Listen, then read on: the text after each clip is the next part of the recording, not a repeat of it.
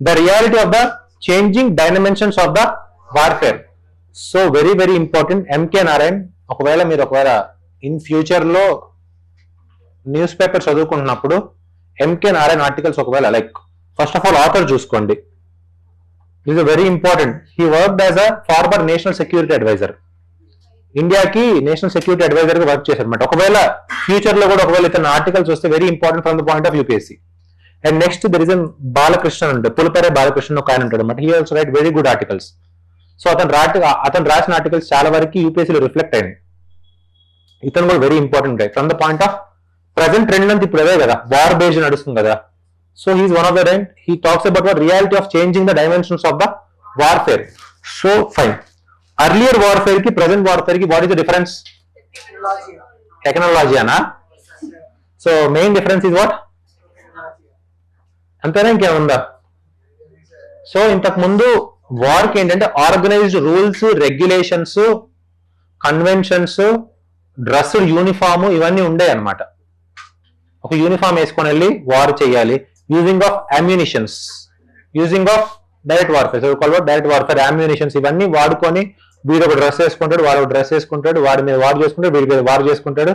ఒక పాయింట్ వచ్చాక ఆపుతారు, ఒక గేట్ ఉంటుంది అనమాట. That is called cease fire. Not that Salaar cease fire, this cease fire.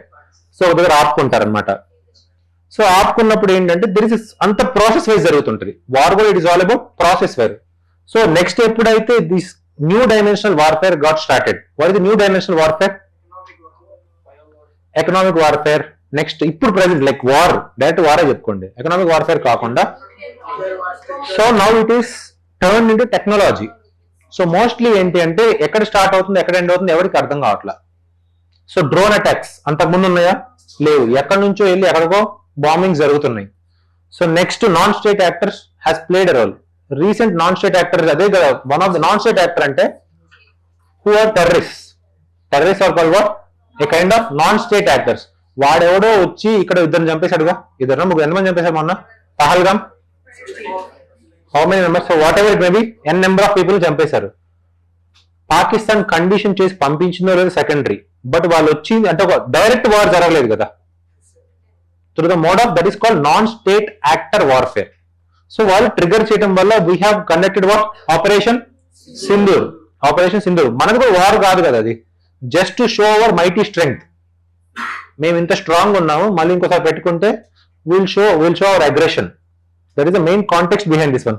So he talks about that there is a reality of the changing dimensions of the warfare. So ఎలా మారిందో transition చెప్పాడు. ఆ transition చెప్తంలో very important, that is called Operation Desert Storm. That has changed the everything. Operation Desert Storm, Kuwait versus Iraq. Kuwait versus Iraq. So Iraq ని capture చేసుకుంది ఎవరు? Kuwait ని Iraq capture చేసుకుంది. So Iraq lead ఆ time Saddam Hussain తెలుసా మీకు? Heard any time name? Saddam Hussein is one of the famous personality in our course of our history. He is considered a bad guy, whatever it may be. So Saddam Hussein, Iraq government has captured what? Kuwait. So ఈ Kuwait capture చేయడం వల్ల main issue US got involved. US ఎందుకు involve అయింది ఇక్కడ? What is the reason? Kuwait ఏం పని అసలు? Simple game is oil. Because middle eastern region is more concentrated on oil. 1990s కదా ఇది. This desert storm is about what? 1990s.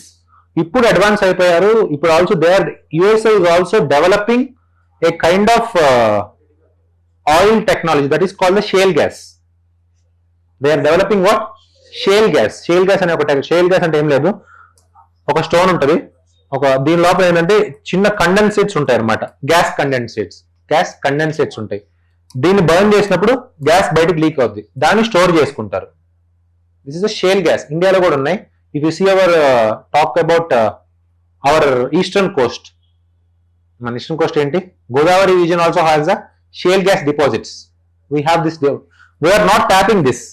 ప్రస్తుతం ఏంటంటే వరల్డ్ అంతా ఏం చేస్తారంటే తెలుసా? Apart from this USA particular ఏం చేస్తారు తెలుసా? వరల్డ్ దగ్గర రిసోర్సెస్ అని వాడేస్తారు. ఇప్పుడు మిడిల్ ఈస్ట్ దగ్గర రిసోర్సెస్ ఉన్నాయా? దాన్ని ఏం చేస్తున్నారు? తక్కువ డబ్బులు కొనుక్కుంటున్నారా? తక్కువ డబ్బులకి ఎక్కువ డబ్బులకో whatever it maybe they are buying it.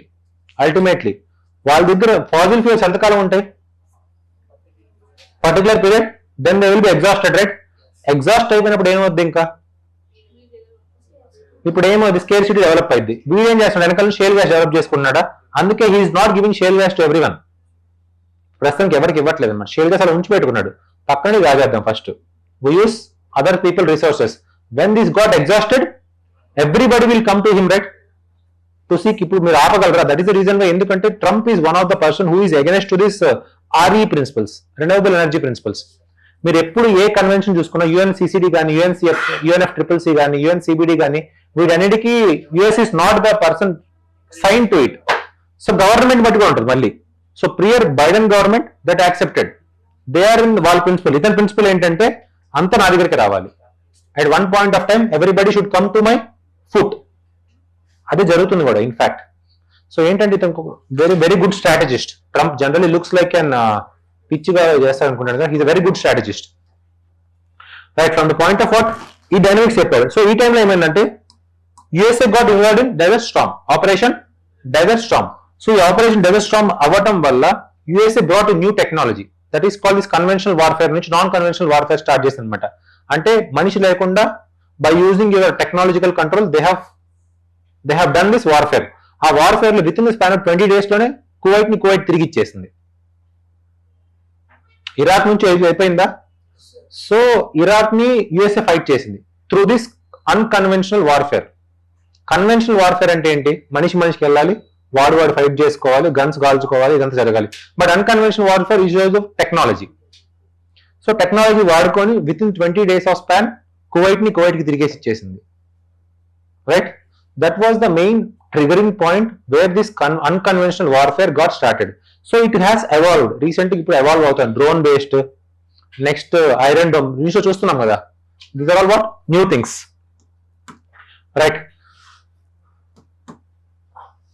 Reality of changing dimensions of the warfare, characteristics of what traditional warfare. First one ఏంటి? కనపడుతుందా? నై దిక్ రే, थोड़ा दिख रहा है, ज्यादा दिख रहा है. हाँ ओके एंटरप्राइज फाइन. ఓకే వెళ్దాం తర్వాత రేపు వెళ్దాం. State centric, right? State centric అంటే only sovereign state declare war and fought wars. Next one symmetrical. ఇప్పుడు trend is asymmetrical. Symmetrical and asymmetrical. So symmetrical అంటే both sides use similar conventional force. Tanks, air craft, infantry తెలుసా మీకు?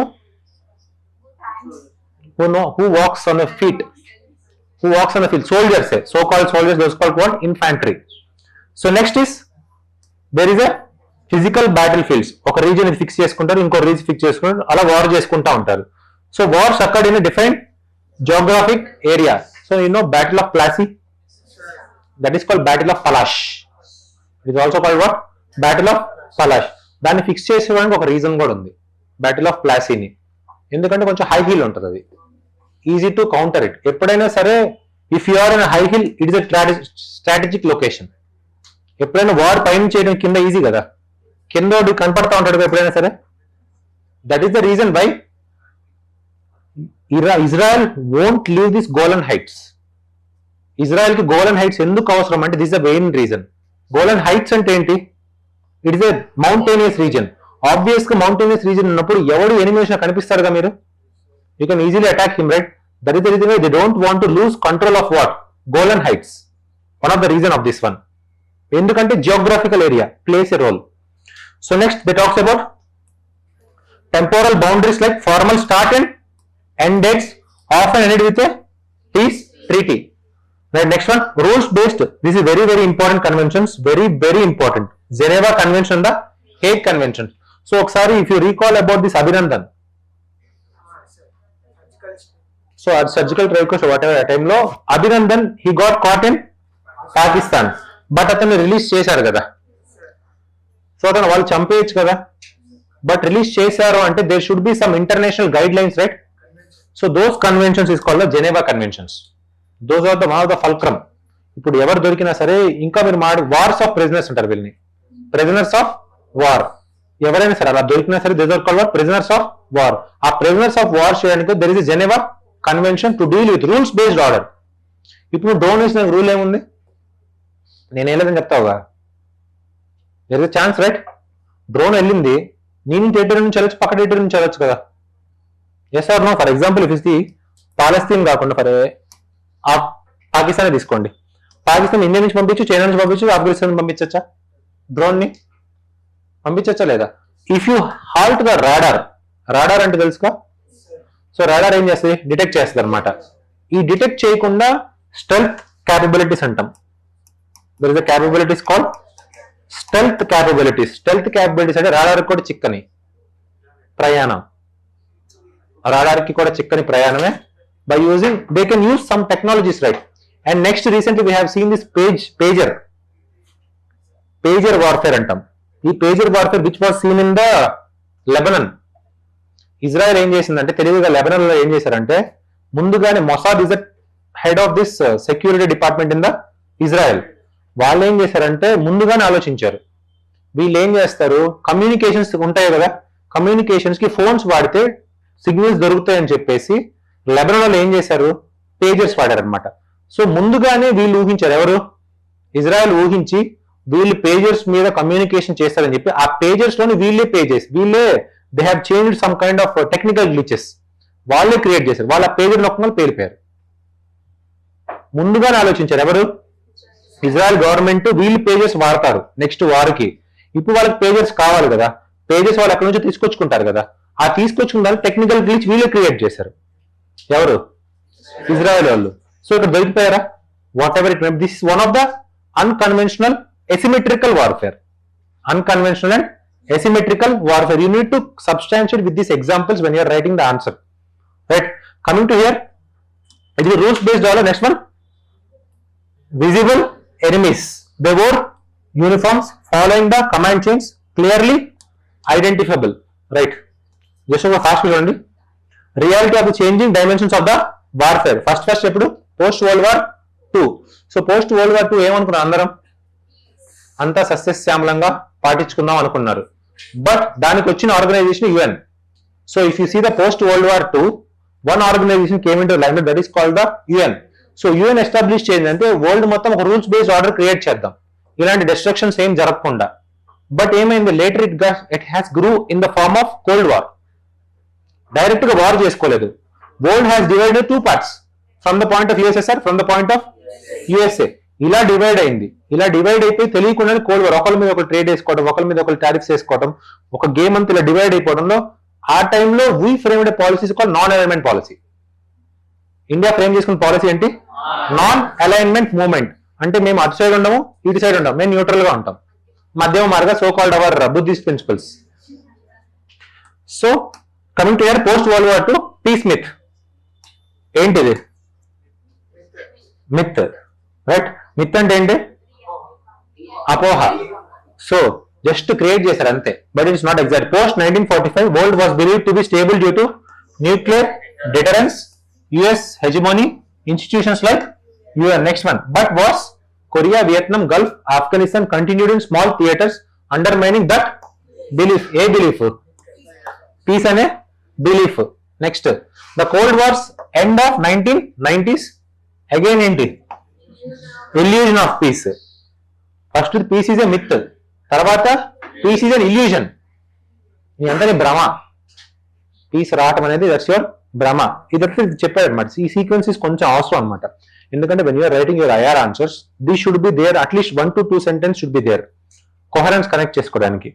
So next one, fall of the ఏర్పడిపోయింది USSR gave rise to the idea of rules based international order. However conflicts like West Asia and Yugoslavia showed that peace was fragile. Fundamentals of the war had not changed. Only this is very important point. You need to conclude like this. Your answer conclusion should be like this. Entari? Fundamentals of the war had not changed. Only the players and tools did. Overall theme of war దేని కోసం చేసుకుంటాం? ఏదైనా resource capture, power establish, power hegemony, resource capture, అంతా resource మీదే. Every war if you see in our course of history, main reason is the resource. ఏ resource? ఏదైనా సరే, economical resource, land resource, whatever it may be, resource crunch. Right? Shift in war of post 9/11 తెలుసుగా మీకు? ఏంటి 9/11 attack? Twin tower attack. So ఎవరు పంపించారు దాన్ని? Bin Laden పంపించాడు. సో డైరెక్ట్ గా ఎక్కడో ఉన్న అమెరికాలో ఒక ఫ్లైట్ వెళ్ళి ట్విన్ టవర్స్ ని గుద్దుకుంది. డైరెక్ట్ గా అటాక్ చేయలేదుగా. సో ఒక ఫ్లైట్ ని తీసుకొని వాళ్ళు పంపించారు. That is new kind of dimension right in the war dynamics. Next 9/11 shift as a paradigm shift, introduce non state actors as a primary threat, legitimize the preemptive strikes. So redefine war not as a state versus state, but this is very very important. Ideology versus ideology. ఇక్కడ ఏం మారిందని చెప్పాడు ముందు దానిలో? War is same but players and tools change. ఇక్కడ ఏంటి? Ideology versus ideology. If you see about the present Palestinian and your so called Israel war, దాని reason ఏంటి? ఐడియాలజీ వర్సెస్ ఐడియాలజీనేగా. ఏంటి వాళ్ళ ఐడియాలజీ? జుడాయిజం. వీళ్ళ ఐడియాలజీ ఏంటి? ముస్లిం. అందుకే conflict. There is the difference of what? Ideology versus ideology. ఇప్పుడు again why Iran came into the picture present dynamics లో? US is coming right. US వస్తుందంటే ఇరాన్ ఇన్వాల్వ్ అయింది అంటే there is again ideology conflict right. Iran try to want to become a super power in that region, but అది Israel చేయనీయట్లేదు. Israel కాదు, USA చేయనీయట్లేదు right. So next one, operation desert storm. I have already talked about this. First glimpse of the modern warfare between whom? Kuwait and Iraq during the time of Saddam Hussein. So first glimpse of modern warfare, precision airstrikes, stealth bombers, real-time satellite coordination, cyber and electronic domain began the era of what? Techno-centric warfare. ఎవరమ్మా techno? ఎవరు techno? Technology ఎవరు? వైటా? Okay okay okay okay okay okay మీరు anthropology. Okay come to here. Fine. So what are the modern warfare dimensions? So ఏముంది? Cyber వార్ఫేరా? ఇవన్నీ మనకు తెలిసింది. So cyber warfare, an autonomous systems like what? Unmanned drones, robotic soldiers, smart targeting technologies. మీకు దొరికిన examples ఇప్పుడు news జరుగుతుందని రాసింది. ఐరన్ డోమ్, S-400, MiG-31 ఏదో ఉంది, అవన్నీ రాసింది. ఇంకోటి ఏంటి? బి స్పిరిట్ 2 బాంబర్ ఏదో ఉందిగా, F2, B2 స్పిరిట్, అవన్నీ వీటికి ఎగ్జాంపుల్లే. Next one, hybrid warfare, a blend of conventional, irregular, cyber warfare. Example ఎవరు జరిగింది? Russia's deployment of little green men, very very important. ఇలాంటి ఎగ్జాంపుల్ రాయాలి. Next one, space militarization, very important. అసాట్.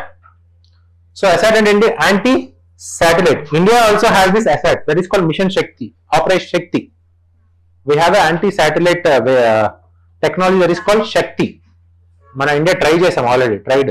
మనం ఏం చెప్పామంటే ఏదైనా future లో జరిగినప్పుడు చూసుకోవడానికి జస్ట్ వీ హ్యావ్ ట్రైడ్, అంతే కానీ we have not use reality. మన దగ్గర టెక్నాలజీ ఉందా ఇప్పుడు? ఏంటది? Anti satellite. ఇప్పుడు కొన్ని శాటిలైట్స్ ఏం చేస్తాయంటే సైబర్ జామ్ చేస్తాయి కదా. అంటే చైనా వాడు ఒక శాటిలైట్ పంపించాడు పైన గాల్లోకి, నిన్ను సర్వైలెన్స్ చేయడానికి పంపించాడు అనుకో, ఆ శాటిలైట్ నీ డేటాను ఎత్తుతుందా? దానిని కౌంటర్ చేయడానికి నీది కూడా టెక్నాలజీ కావాలి కదా. అందుకే డెవలప్ చేసి పెట్టుకున్నాం మనం అంతే ప్రస్తుతానికి. ఐసాట్. Next one, psychological and informative warfare, the manipulation of public perception through the propaganda and the social media channels. Example this is very important, ISIS. So దానికి ఏంటంటే lone wolf attack. There is one concept called lone wolf attack. So recent గా కొన్ని months కొంచెం back వెళ్తే you have seen that Bengaluru Rameshwaram cafe incident. Did you recall that? What is the Bengaluru Rameshwaram cafe incident? ఎవరో ఒక blast చేశారు కదా. అతను ఏమన్నా ఒక ఆర్గనైజ్డ్ గా కంట్రోల్ చేశారు ఎవరన్నా? ఏదో ఒక దగ్గర ఇన్స్పైర్ అయ్యి వాడు చేశాడు అంతే కదా. So it is based on which attack? Lone wolf attack. There is no single authority deal with this. So you have seen the CTK hit 3 చూసారా? హిట్ 3 ఏం చేస్తారు? మైండ్ కండిషన్ చేస్తున్నారు కదా. మైండ్ కండిషన్ చేస్తారు అంటే ఎవడు నచ్చినట్టు వాళ్ళు చేస్తారు, అదే కదా హిట్ 3 థీమ్ అంతా, అదే కదా. ఏంటి? ఎవడో ఎక్కడో ఉంటాడు, వాడికి హెడ్ ఉన్నాడు, వీడికి హెడ్ ఉన్నాడు, జస్ట్ ఒక ఐడియాలజీ స్ప్రెడ్ చేస్తారు. ఆ ఐడియాలజీని మొత్తం నడుస్తుంటది కదా. That is example of present contextual war. So next they talked about what? Last one ఏంటి? Drone and swarm technologies. ఇప్పుడు డ్రోన్స్ అన్ని ఒకసారి, స్వామ్ అంటే ఏంటి? Group of drones, group of whatever it may be. Swarm అంటే ఏంటి? Group of something. Swarm technologies అంటే ఏంటి? సో 100 డ్రోన్లు ఒకేసారి వెళ్ళాయి అనుకో, స్వామ్ అంటాం అనమాట దాన్ని. స్వామ్ అంటే జనరల్గా ఎందుకు వచ్చిందంటే, ఇప్పుడు బీస్ కానీ, స్వామ్ ఆఫ్ బీస్ కానీ, స్వామ్ ఆఫ్ లోకస్ తెలుసా మీకు? లోకస్ అనే మిడతలు, సో కాల్డ్ మిడతలు లాంటివి, అవన్నీ గ్రూప్కి ఇలా వెళ్తాయి కదా. ఒక్కొక్కటి వెళ్తాయా? ఒకటి వెళ్ళాక నేను ఆగు మళ్ళీ వచ్చి వెళ్తాను వెళ్తాయా?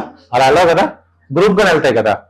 So that is called swarm technologies. అంటే ఏంటంటే స్వామ్ డ్రోన్ టెక్నాలజీస్ ఎందుకు చేస్తారంటే, ఒకటి కాకుండా ఒకటి పనిచేస్తుంది కదా అటాక్ చేయడానికి. 100 వెళ్ళినాయి అనుకో, 100 నువ్వు ఆపలేవు కదా, కనీసం 10 వాడిని చంపుతాయి కదా.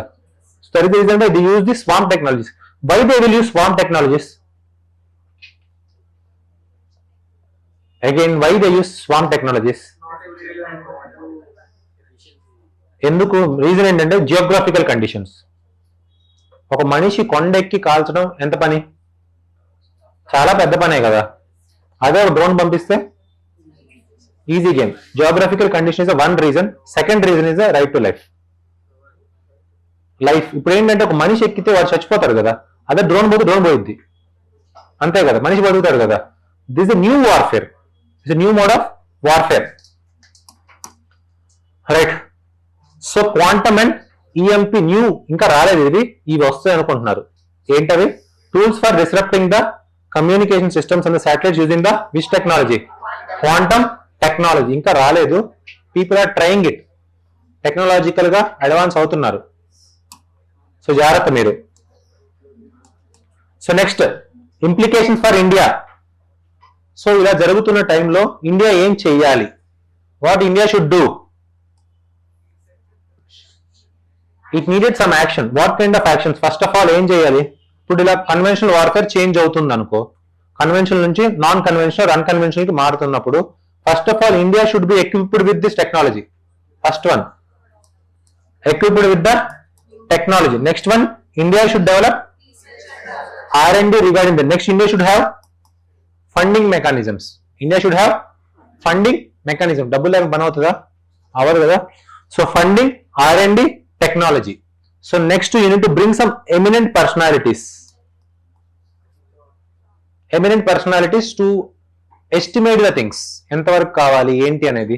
So there is an again one is called make in India mission. ఈ మేక్ ఇన్ ఇండియా మిషన్ లో again there is a defence manufacturing start అయింది అనమాట ఇండియాలో, రైట్. ఇవన్నీ ఏం చేయాలి మనం? ఇండియా చేసుకోవాలి. Next you need to do what?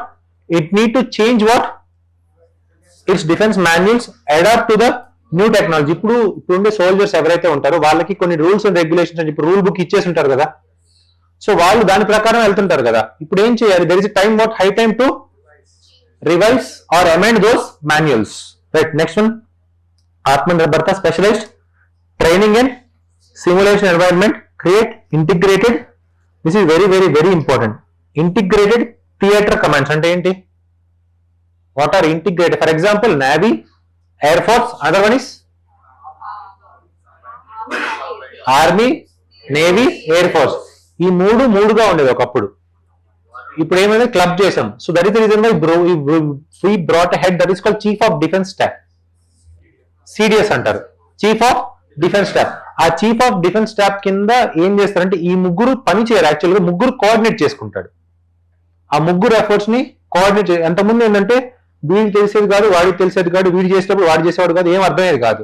ఇప్పుడు ఏంటంటే ఈ ముగ్గురిని ఒక దగ్గర క్లబ్ చేసుకున్నారు. దట్స్ హెడ్ ఎవర్ మీద అతనికి chief of defence staff. So అంతకుముందు బిపిన్ రావత్ అనే ఉండేవాడు, ఆయన రీసెంట్ హెలికాప్టర్ క్రాష్ లో చనిపోయారు. తెలుసా మీకు అది? చూసారా? రాజశేఖర రెడ్డి చూసారా? చూడలేదా? Okay fine. సో అలాంటి ఇన్సిడెంట్ జరిగింది అక్కడ,